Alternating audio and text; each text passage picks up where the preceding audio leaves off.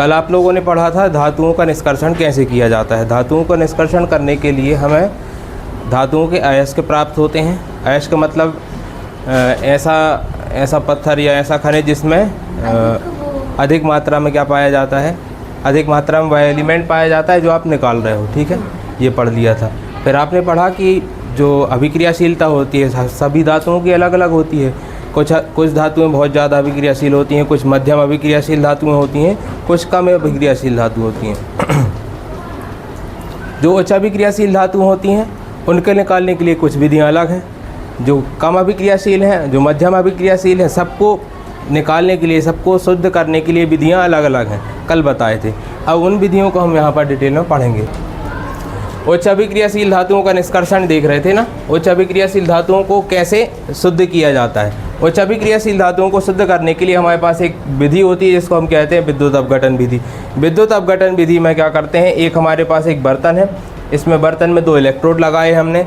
2 इलेक्ट्रोडों को हमने एक बैटरी से कनेक्ट किया है और बैटरी में एक यहाँ पर बीच में एक स्विच भी लगाया हुआ है। ये पॉजिटिव टर्मिनल है, ये पॉजिटिव टर्मिनल है, इसको हम एनोड कहेंगे। ये नेगेटिव टर्मिनल है, इसको हम कैथोड कहेंगे। अच्छा, यदि हमें उच्च अभिक्रियाशील धातुओं का निष्कर्षण करना है तो धातु निकालने के लिए अपने पास क्या होना चाहिए, अयस्क होना चाहिए। तो उच्च अभिक्रियाशील धातुओं का ये हमारे पास अयस्क है। और अयस्क कैसी अवस्था में है, गलित अवस्था में, लिक्विड स्टेट में है। ये हमारे पास ये अयस्क हो गया, इसमें लिक्विड इस बर्तन में रखा हुआ है वो अयस्क।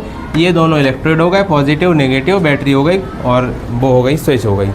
अब फॉर एग्जांपल हम क्या लेते हैं, पोटेशियम या फिर सोडियम लेते हैं, जो क्या होती हैं, अधिक अभिक्रियाशील धातु होती हैं।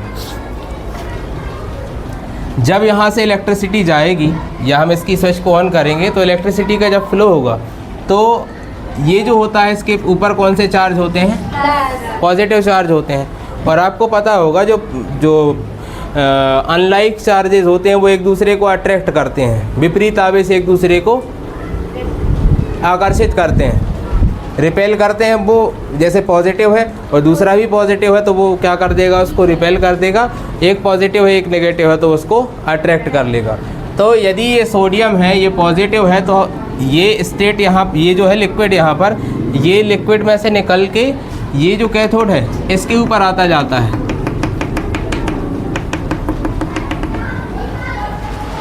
नहीं समझे, ये लिक्विड है, ये लिक्विड किसका है, गलित अवस्था में अयस्क है। इसमें क्या पाया जा रहा है, सोडियम है। इसमें सोडियम कैसी स्टेट में, सोडियम क्या होता है, पॉजिटिवली चार्ज होता है।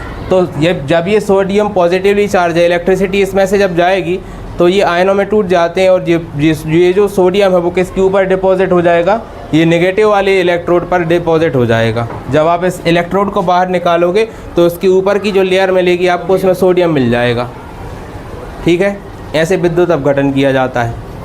क्लियर हो गया क्या है, इसमें नहीं जाएगा और प्लस चार्ज, ये पॉजिटिवली चार्ज। यहाँ पर यदि कोई नेगेटिवली चार्ज है, मान के चलो यहाँ पर क्लोरीन और होता, Cl माइनस और होता है, क्लोरीन और होता है, प्लस के साथ माइनस जाता, क्लोरीन, हाँ क्लोरीन और होता, हाँ, तो ये यदि नेगेटिवली चार्ज है तो वो पॉजिटिवली चार्ज वाले इलेक्ट्रोड पे जाएगा। पॉजिटिवली चार्ज था तो वो नेगेटिवली चार्ज जो इलेक्ट्रोड है उसके पास चला जाएगा। जैसे NaCl ले लो, यहाँ पर यदि ये लिक्विड ले लो और इस लिक्विड पे क्या करो, एक मतलब लिक्विड ले लो, उसमें वो क्या बोलते हैं NaCl मिला दो, सोडियम और क्लोरीन दोनों है, तो सोडियम जाएंगे इस कैथोड के पास और क्लोरीन जाएगा, सोडियम प्लस ये जाएगा इसके साइड। लेकिन वो क्लोरीन गैस होती है तो बाहर निकल जाती है, इसके ऊपर डिपॉजिट नहीं होती है। ठीक है, ये क्या हो गया, हमारी उच्च अभिक्रियाशील धातुएं को कैसे निकाला जाता है। अच्छा, एक चीज़ और है, अभी जो आपको धातुएं प्राप्त हो गई हैं हम तीनों को बताएंगे। एक हमने देखा उच्च अभिक्रियाशील धातु को देखा, उसमें आपको ये पता चला कि इस इलेक्ट्रोड पर हमें धातु प्राप्त हो गई। ये धातु भी हमें पूरी तरह से प्योर नहीं है। इसको इन तीनों को बताने के बाद एक प्रोसेस और होती है, उसके बाद हमें शुद्ध धातु मिलती है। अभी पूरी तरह से प्योर नहीं है, लेकिन ज़्यादातर सारी अशुद्धियाँ, जितनी सारी चीज़ें थी वो हट चुकी हैं। एक प्रोसेस और रह जाती है, वो पहले एक बार तीनों को, उच्च अभिक्रियाशील धातुओं को, फिर मध्यम अभिक्रियाशील, उसके बाद निम्न अभिक्रियाशील धातु, इन तीनों को समझ लेते हैं। उसके बाद उस प्रोसेस को समझेंगे जिनके बाद जैसे यहाँ धातु निकली है, उस प्रोसेस के थ्रू उसको प्यूरीफाई किया जाता है। समझ गए, तो इसको मिटाते हैं, इसको अलग करते हैं। ये हो गई हमारी कौन सी, उच्च अभिक्रियाशील धातु। उच्च अभिक्रियाशील धातुओं के बाद आएंगे मध्यम अभिक्रियाशील धातु हैं। अब आते हैं मध्यम अभिक्रियाशील धातुओं को कैसे शुद्ध किया जाता है। मध्यम अभिक्रियाशील धातुएं हमने आपको बताया था, इनके या तो कार्बोनेट अयस्क पाए जाते हैं या फिर इनके ऑक्साइड अयस्क पाए जाते हैं। कल जो आपको वो एक फ्लो चार्ट बनाया था उसमें जो मध्यम अभिक्रियाशील धातु थी, बीच में जो बना था यहाँ पर लिखा था उसमें कार्बोनेट अयस्क और यहाँ पर लिखा था सल्फाइड, ऑक्साइड नहीं, सॉरी ऑक्साइड बोला मैंने, ऑक्साइड नहीं, यहाँ पर आएगा कार्बोनेट अयस्क और कौन से होते हैं सल्फाइड। तो दो प्रकार के अयस्क मिलते हैं इनके हमें। एक प्रकार के अयस्क मिल गए हमें कौन से, कार्बोनेट अयस्क,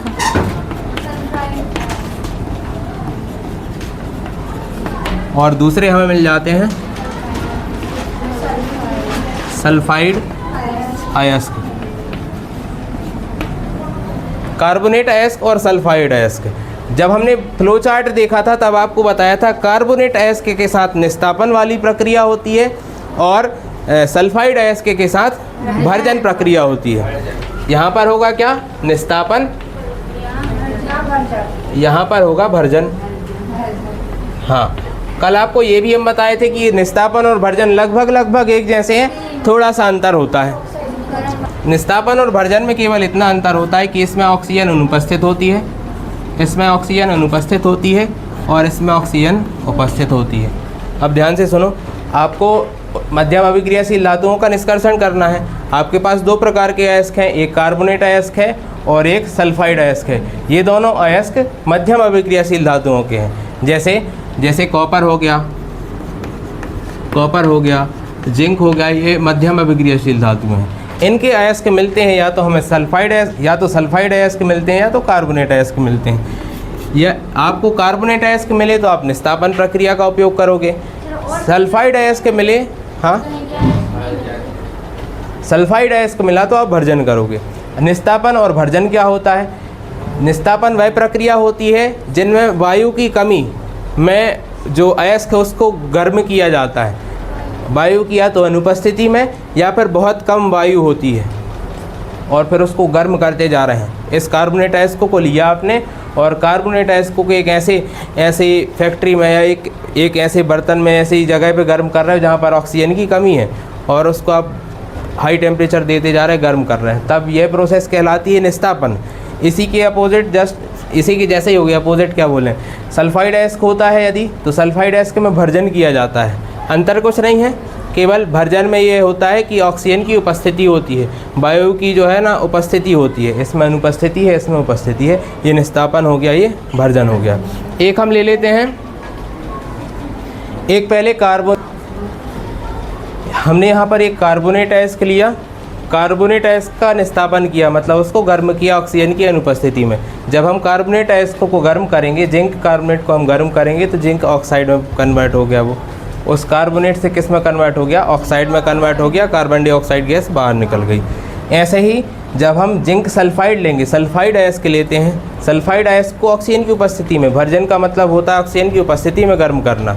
अब हम इस जिंक सल्फाइड को हम ऑक्सीजन की उपस्थिति में जब गर्म कर रहे हैं, यहाँ पर भी लिख देते हैं तापन, जब इसको हम ऑक्सीजन की उपस्थिति में गर्म कर रहे हैं तब ये भी किस में कन्वर्ट हो जाएगा, जिंक ऑक्साइड में कन्वर्ट होगा और सल्फर डाइऑक्साइड गैस निकल जाएगी। एट द एंड हमें दोनों जगह पर क्या मिल गया है, यहाँ भी जिंक ऑक्साइड मिल गया है, यहाँ भी हमें जिंक ऑक्साइड मिल गया है। और कल भी आपने जो वीडियो देखा था उसमें बताया था कि जब कार्बोनेट अयस्क होता है या सल्फाइड अयस्क होता है, कार्बोनेट अयस्क के साथ निस्तापन किया जाता है, सल्फाइड के साथ भर्जन किया जाता है, तब दोनों से हमें जिंक ऑक्साइड प्राप्त हो जाता है। अब यहाँ भी जिंक ऑक्साइड मिल गया है आपको, यहाँ भी जिंक ऑक्साइड मिल गया है। अब जिंक ऑक्साइड से हमें जिंक निकालना है। पहले हमने कार्बोनेट हटा दिया यहाँ से, जिंक कार्बोनेट से हमने ऑक्साइड बनाया, अब इस ऑक्साइड से हम बनाएंगे धातु, ठीक है। तो इसके बाद अब इन दोनों को मिटा देते हैं, हम केवल किसको लेंगे, हम जिंक ऑक्साइड को लेंगे, है ना।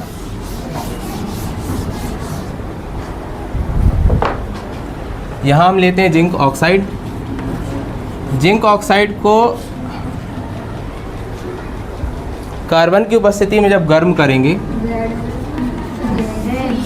तब आपको मिल जाएगा जिंक अलग मिल जाएगा प्लस कार्बन मोनोऑक्साइड मिल जाएगी।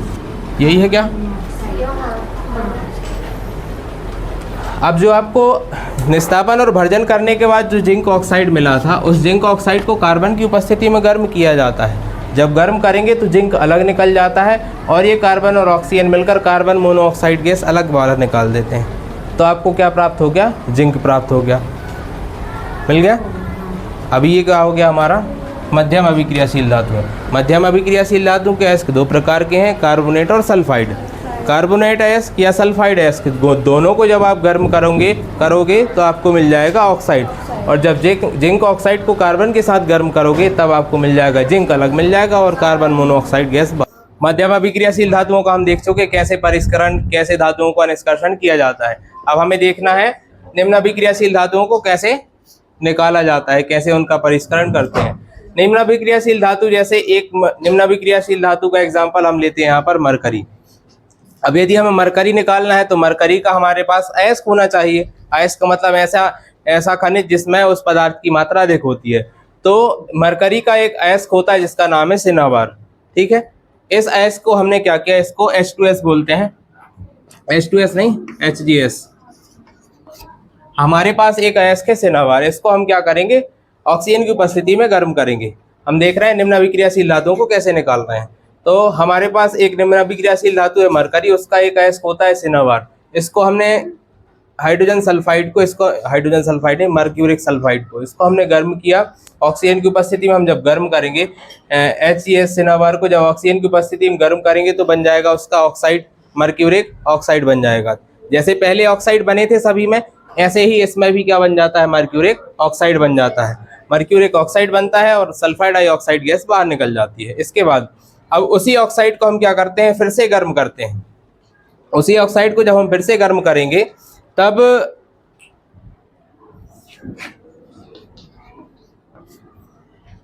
इसी मर्क्यूरिक ऑक्साइड को जब हम गर्म करते हैं तब हमें मरकरी अलग मिल जाती है और ऑक्सीजन गैस बाहर निकल जाती है।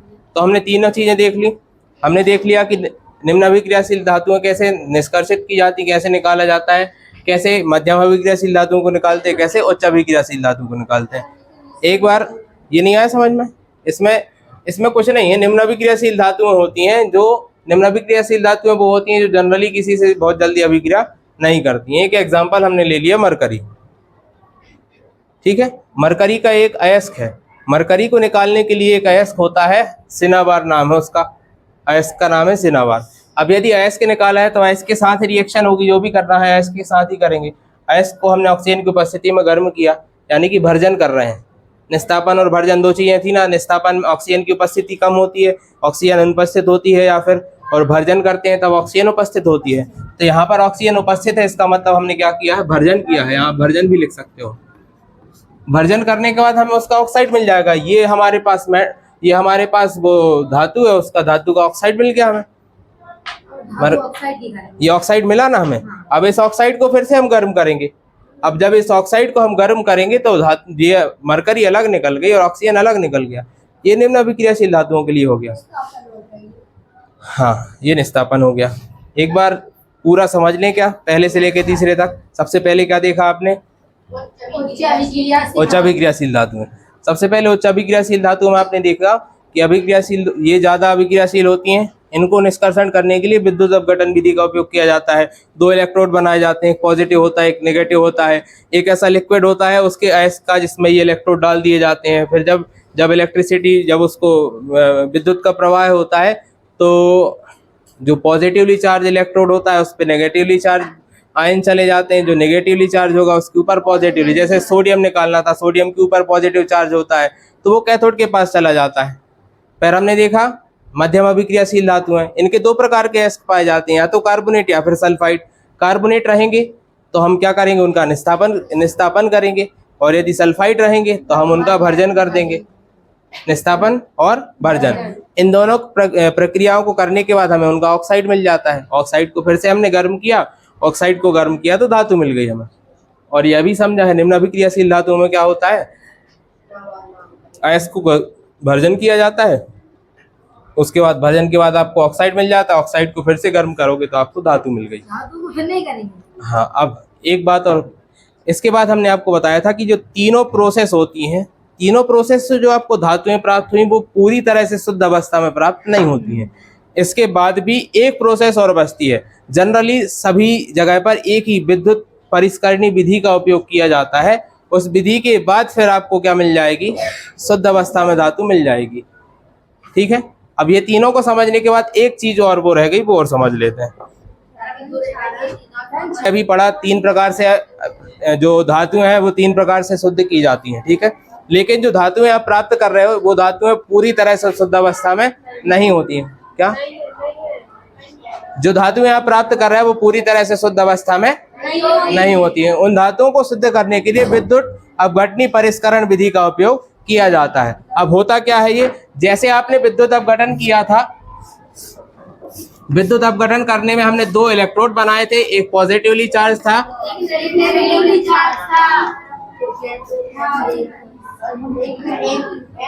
यहाँ देख लो ध्यान से,